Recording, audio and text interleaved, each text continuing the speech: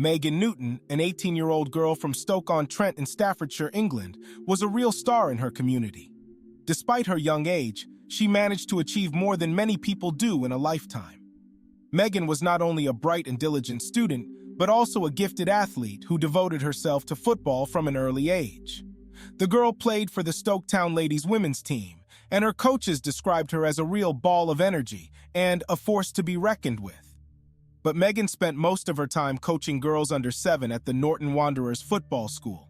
She sincerely loved working with children and was going to take a coaching course from the Football Association to continue to develop in her favorite field. In addition, Megan set herself high academic goals. She aspired to enter a university in the United States on an athletic scholarship and become the first in her family to receive a university degree. She planned to study sports therapy to help athletes as a physiotherapist in the future. Everyone around her believed that Megan had a brilliant future ahead of her, and that she would definitely achieve her dreams thanks to her perseverance and good heart. Outside of school and training, Newton worked part-time at a local fish and chip shop in Trent Vale.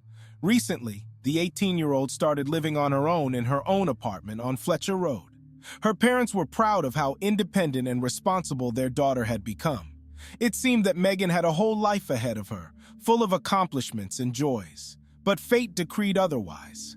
Megan Newton was not just a talented athlete and a diligent student. Her most remarkable trait was her kindness and compassion for others.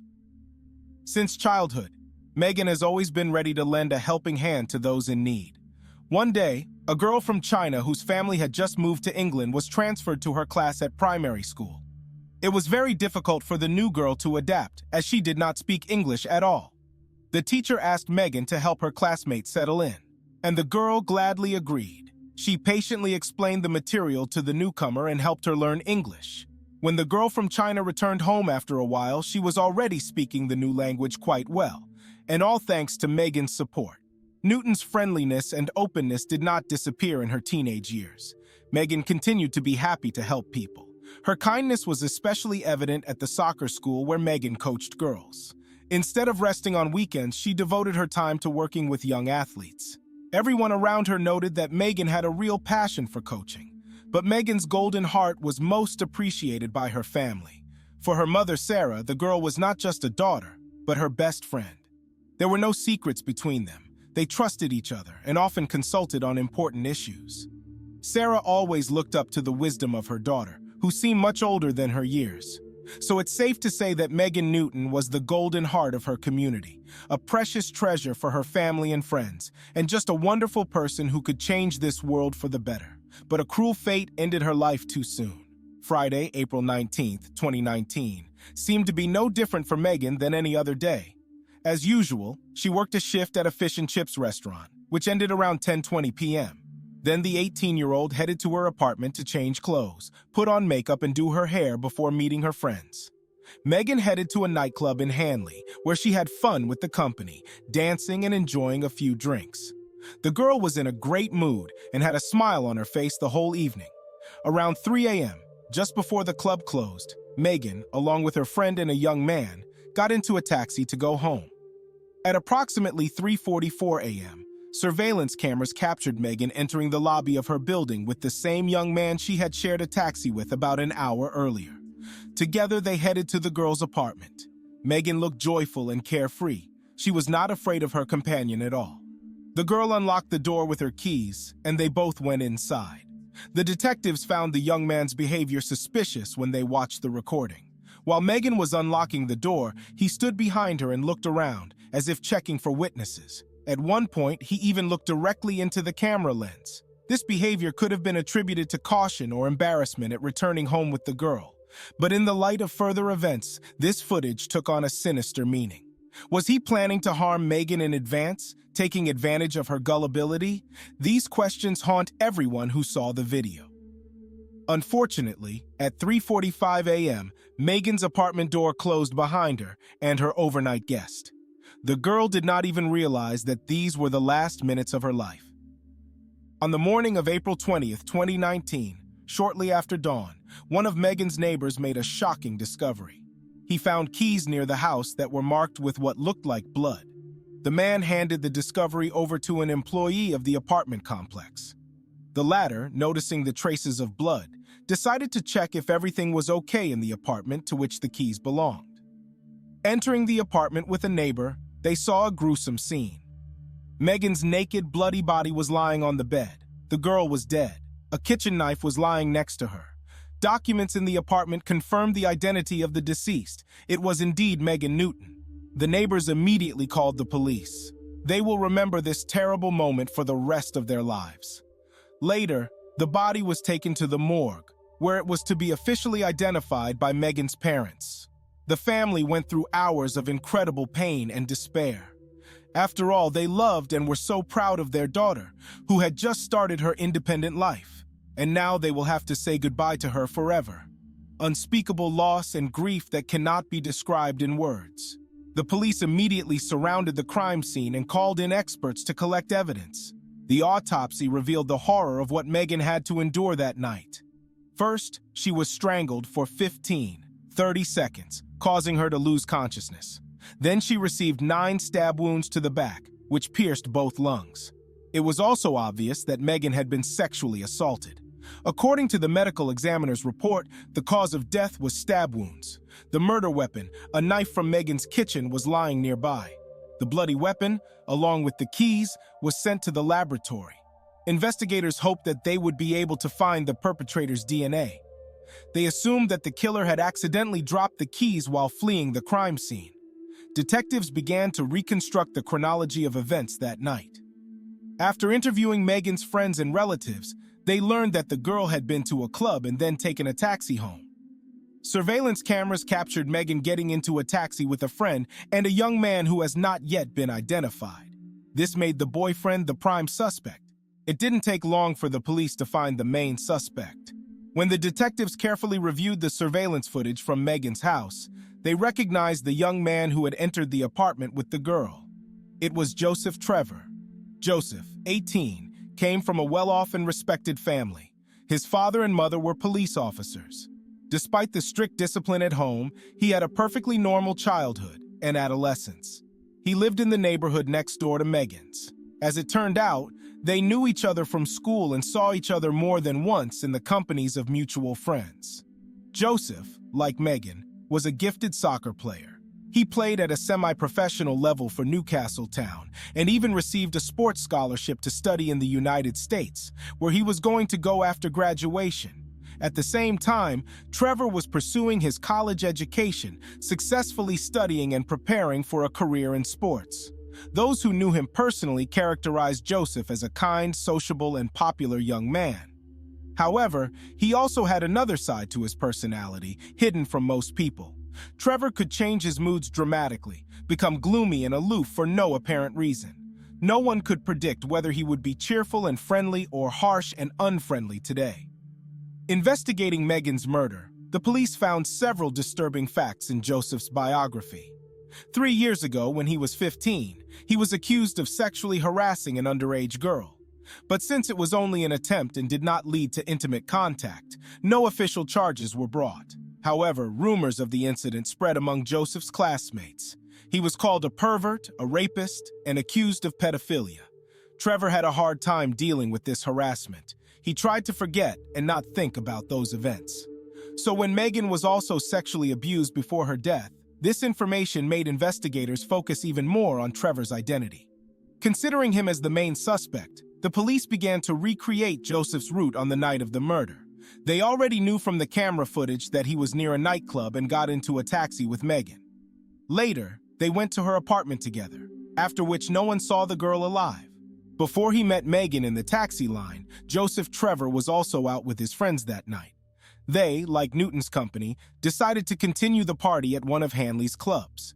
There, the classmates accidentally bumped into each other and greeted each other like old friends. However, each group continued to party separately. Unlike Megan, Joseph spent much less time in the club. The security guards noticed that he was carrying a bag with a white powder, probably a drug. They took him outside and called the police.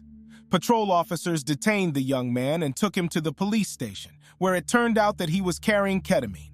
Trevor's parents were police officers and most likely already knew about their son's detention. Perhaps that is why Joseph was released on his own recognizance, with the drugs confiscated.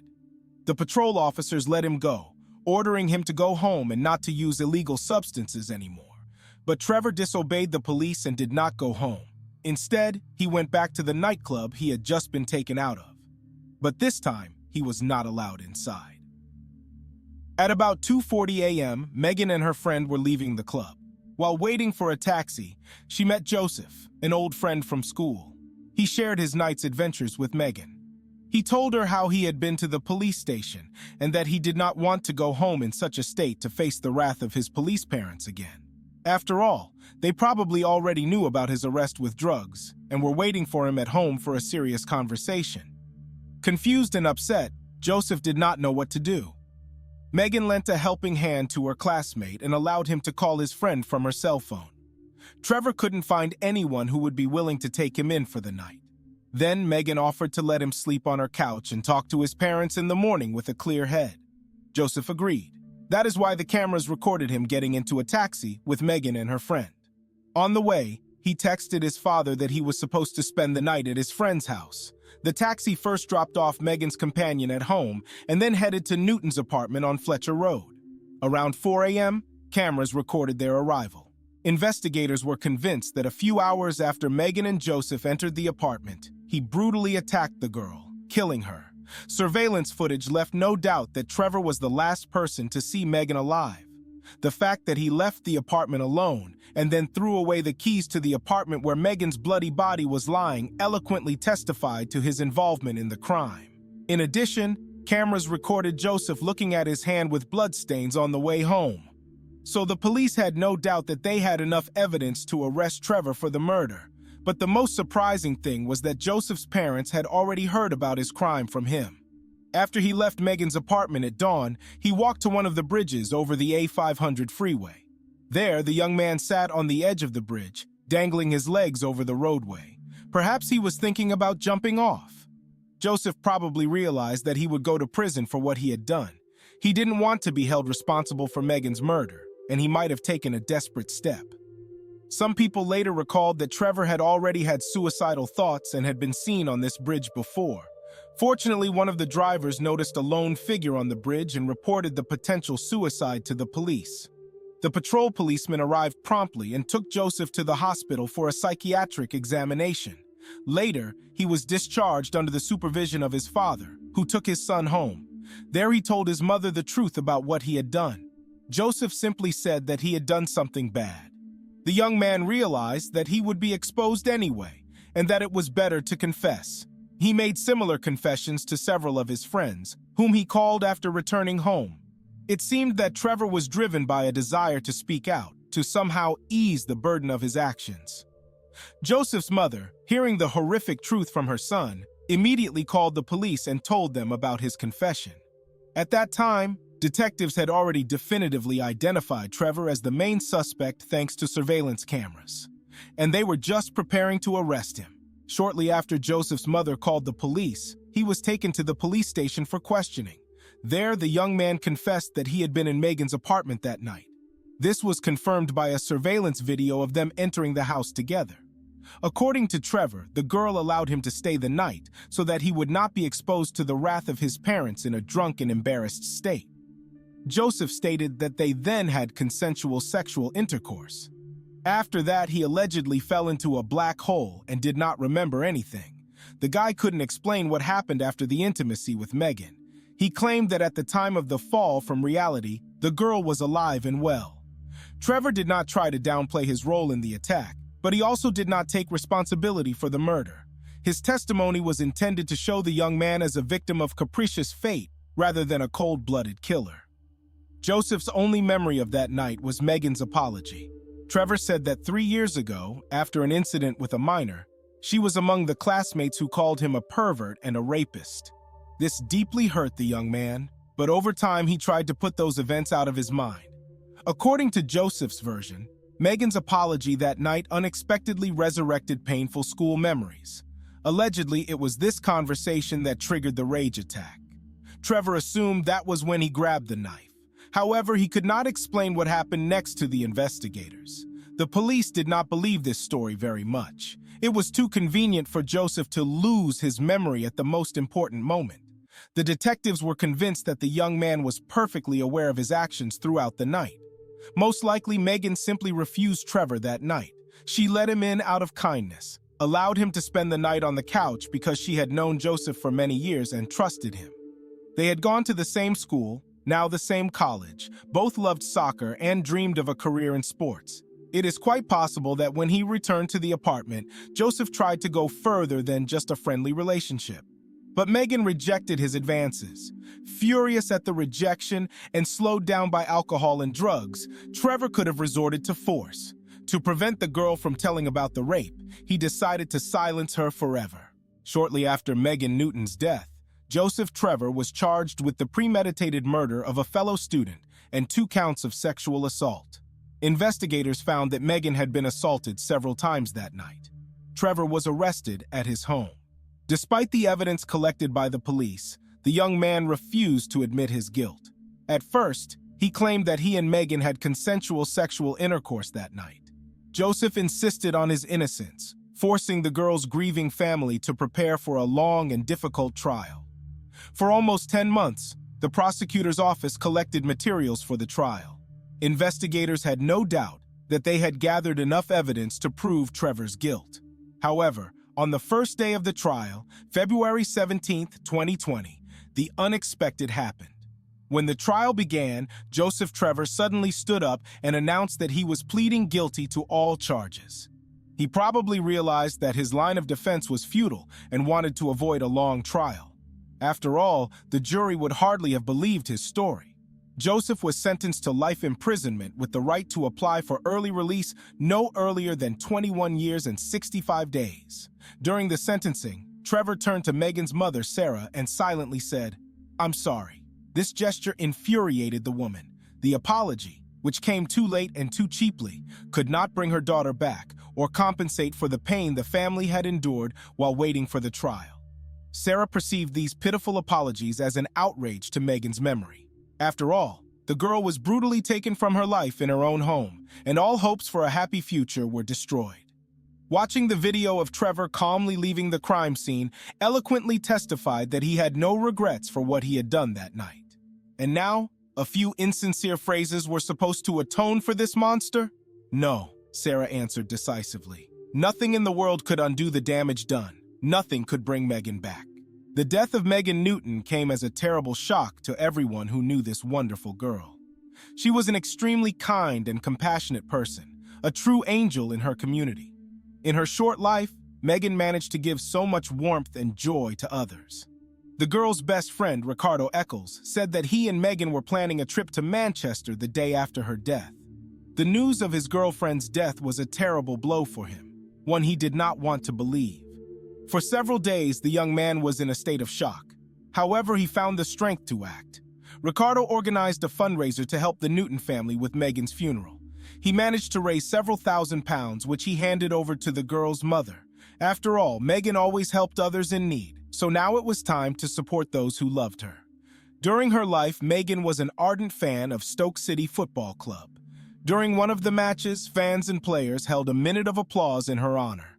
The family raised funds to install a bench in Megan's memory in a picturesque park in Stoke-on-Trent. This bench overlooking a pond and a children's soccer field was to become a place of fond memory for the girl.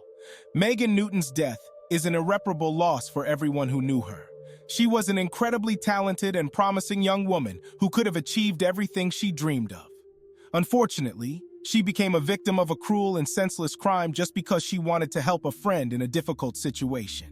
This tragedy makes us think about the unfairness of fate and how fragile human life is. Of course, there is no just punishment for Megan's killer. Nothing will bring her back to her family and friends, but perhaps this story will serve as a warning to others. Be careful, even when you want to help someone. And appreciate your loved ones, because no one knows how much time we have on this earth.